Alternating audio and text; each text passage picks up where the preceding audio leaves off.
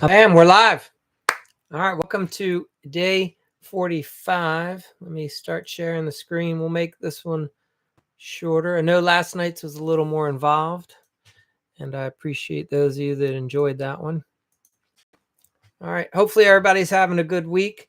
So to recap, 45 days ago, I started going live every day to teach remodelers, contractors a new AI prompt that you could utilize in your business. All right, so we are now at day 45, and I decided to make this one specific for one industry. So I've been involved in the kitchen business for some time, right? Remodeling.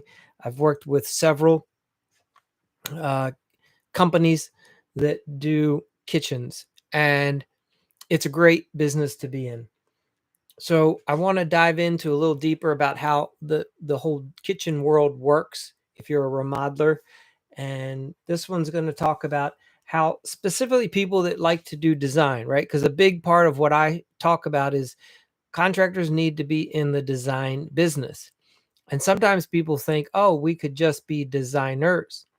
And what I want to show you here is that you have to understand the entire ecosystem, okay, and where the marketplace is going and what's happening just in general.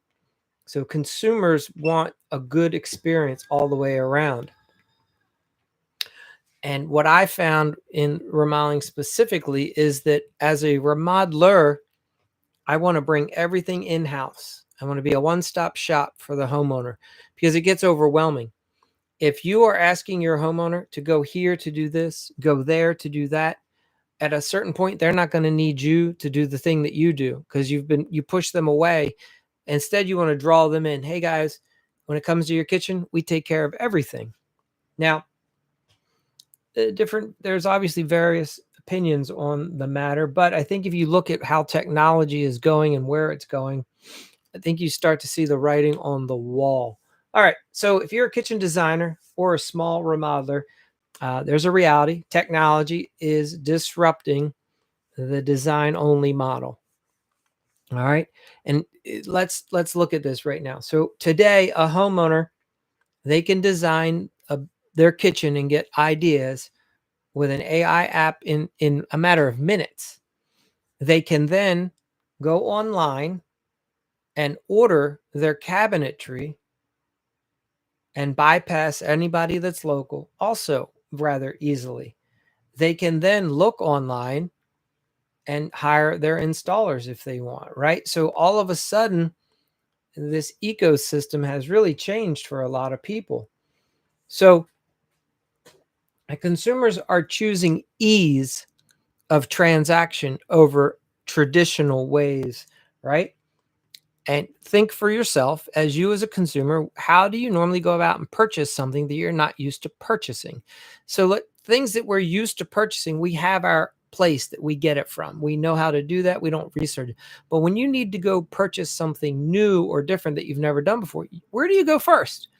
You typically go online, right? So a lot of people are noticing drops in their showroom visits.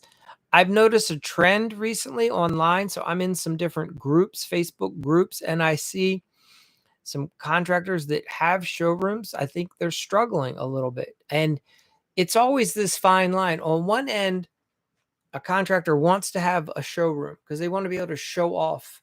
But what I think you start to recognize is, yes, having a showroom can give you credibility and validity, but at the end of the day, not many homeowners are going to come visit your showroom.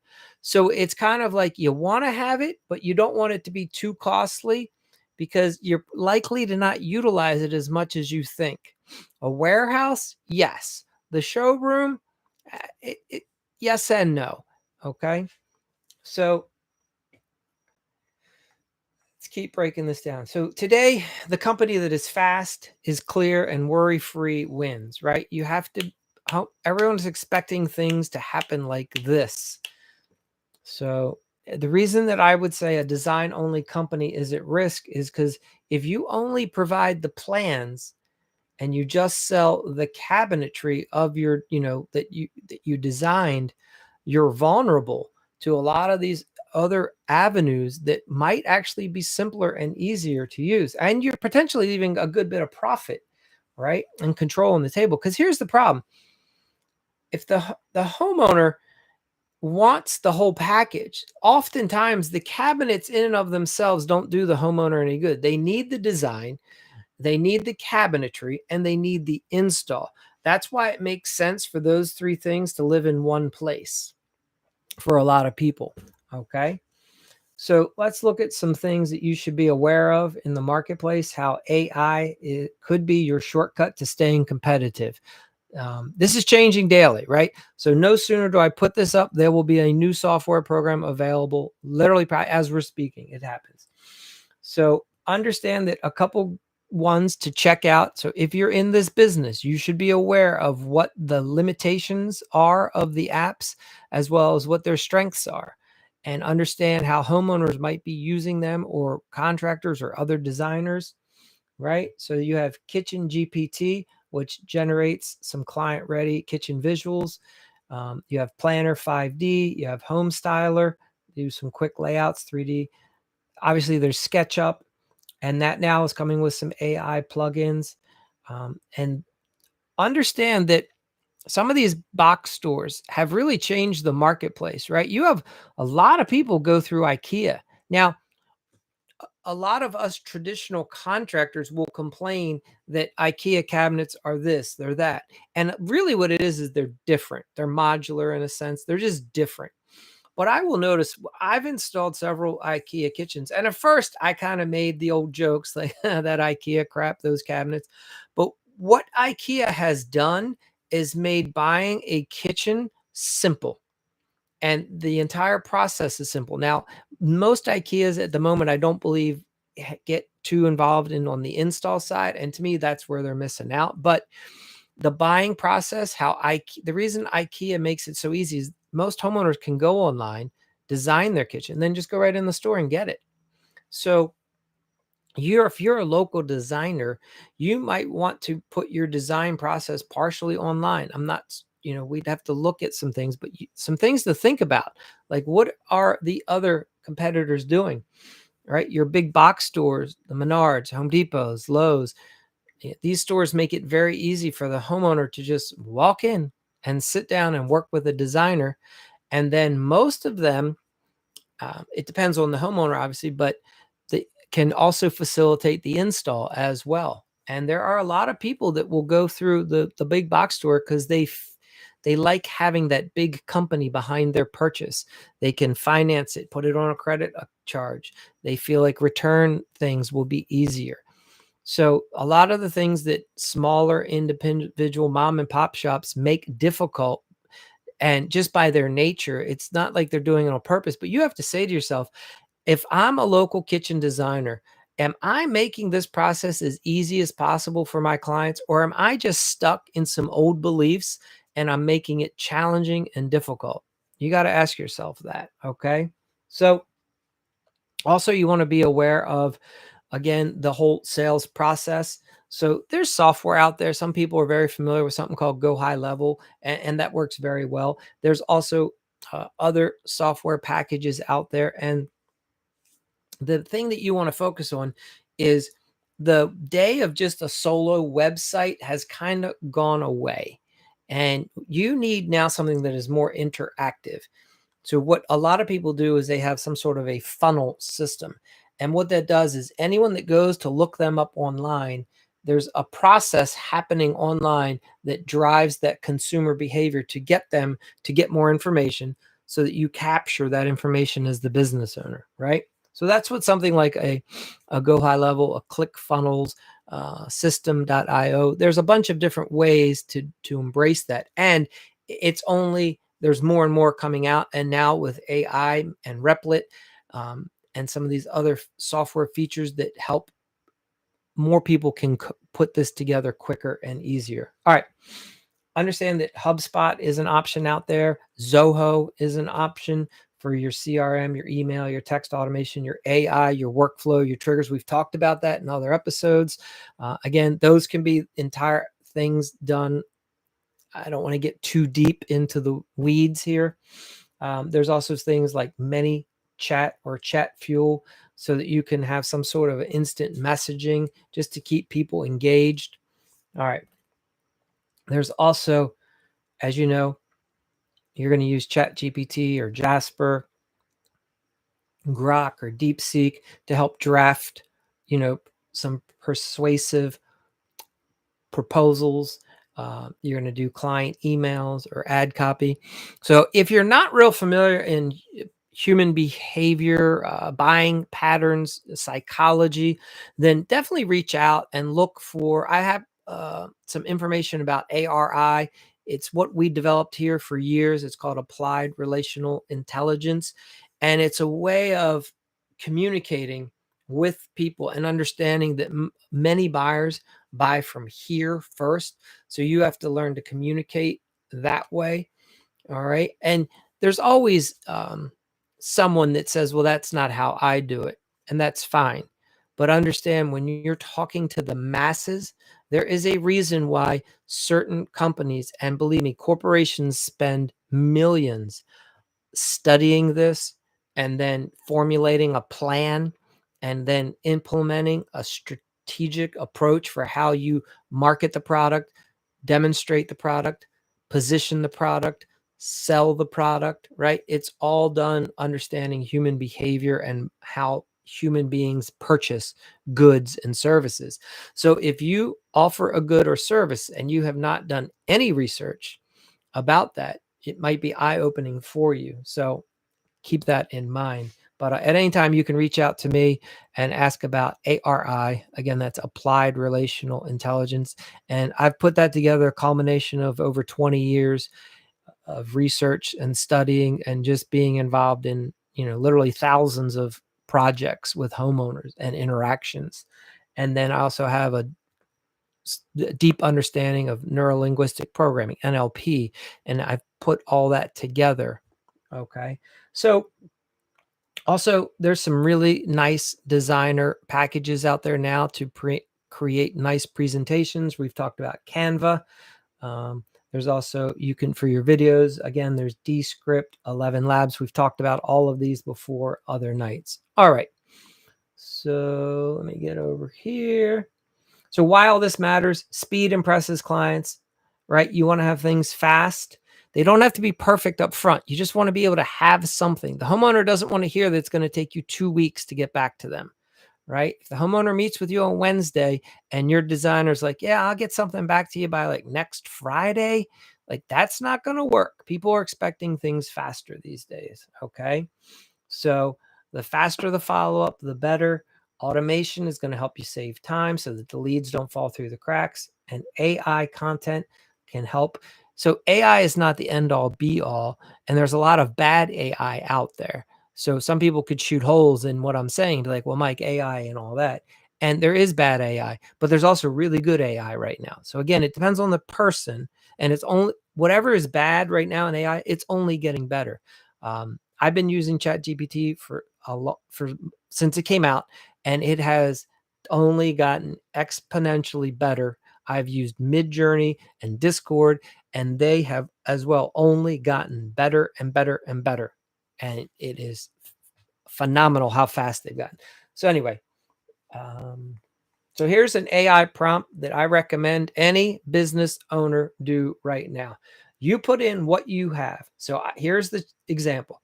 You're going to do a self-assessment and understand how well do you know your business and what's going to be taking place. So I own a small kitchen design remodeling business. I am located in this city and state.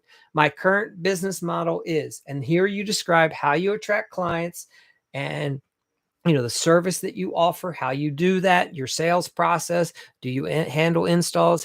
What's your installation process? And then you're going to ask it, please analyze how sustainable my current business model is over the next 3 to 5 years, given, right, AI and the transformation that's happening in the marketplace. So for instance, in this situation, we're doing this for a kitchen design company. So you have the transformation that's happening right now with AI design tools. Online cabinet suppliers are growing. The customers, they want easier, faster, online first experiences. More homeowners are preferring like a one-stop shop.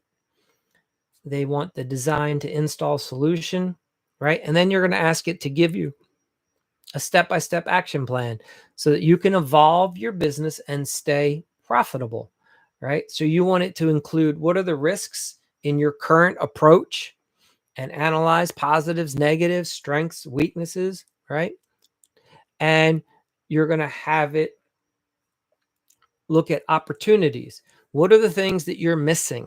What is it that you have thought was a bad idea? And because you live up here, right, and you like to just spend a lot of time in the mind instead of putting things out there because you're afraid of risk, you got to say, hey, I've been doing it this way for some time. What is the problem with me doing it that way? And what am I missing out on, right, if I don't act with speed?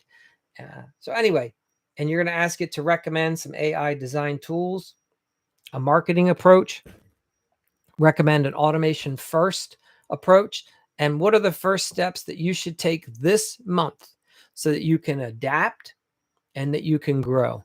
All right. So this right here is the thing that's the most important to take away from tonight. You want to have this self-assessment prompt. So hopefully you're able to take a screenshot, and that's your challenge. So you're going to run that prompt. Okay. And you're going to highlight your 3 key AI risks, whether they be something that's AI. We're going to get into in one episode probably how to do the competitive marketplace research. But anyway, what are your competitors? What threat do they pose right now? And here's the scariest thing. There are competitors that are creating their business right now that you don't even know about. I don't even know about them. And they will dominate within a year, probably, because they are just going to come with a go-to-market strategy that is just above and beyond anything that we've seen, right? Because the problem is when you've been in business for many years, you sit back and rest on that. Well, we've been doing it this way for years. And like, this is how we've always done it. And right. And that's why Blockbuster didn't see Netflix coming. And if you study the story, Netflix wanted to be a part of Blockbuster, I believe. And Blockbuster is like, we just make all our money off of charging late fees. That's how we make all our money. We got a great business model. We don't need this online thing. Are you crazy? How fast did Blockbuster disappear?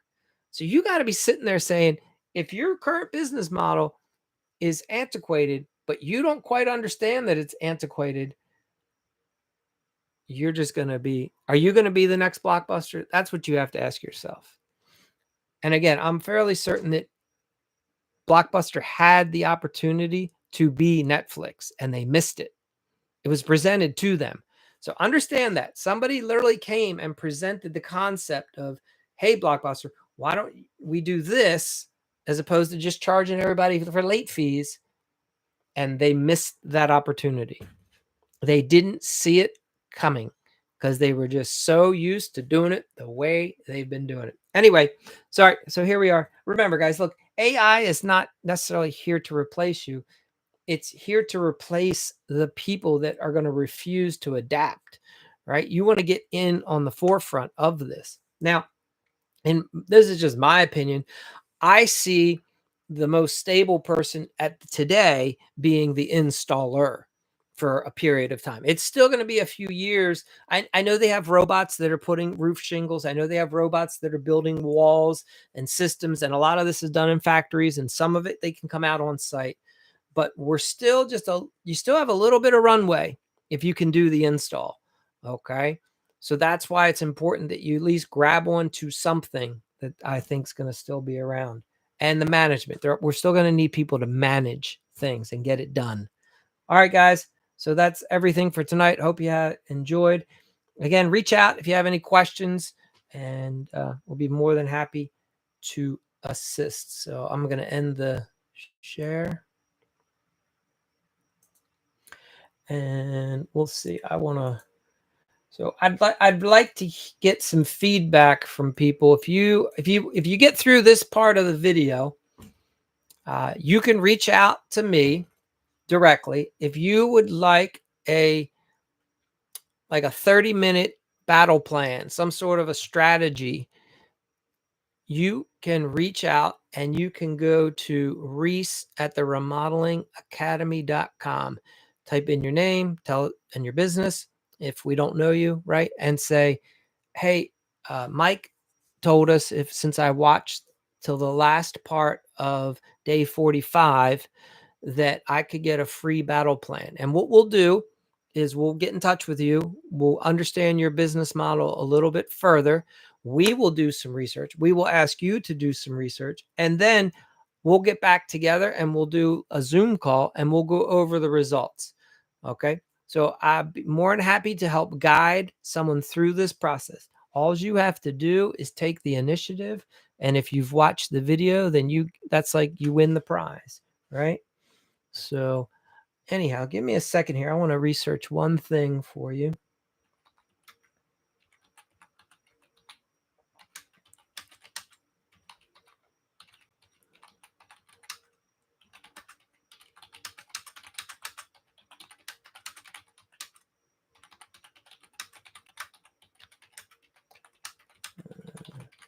Fun stuff for a Friday. Most of you guys are hopefully you're enjoying time with your friends and family.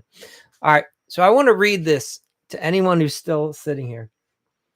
In the year 2000, Netflix's co-owners Reed Hastings and Mark Randolph offered to sell their company to Blockbuster for $50 million. According to the reports, Blockbuster's then CEO, John Antioco, I guess it is, he declined the offer. He reportedly deeming Netflix a niche business and dismissing the dot-com era as overblown hysteria.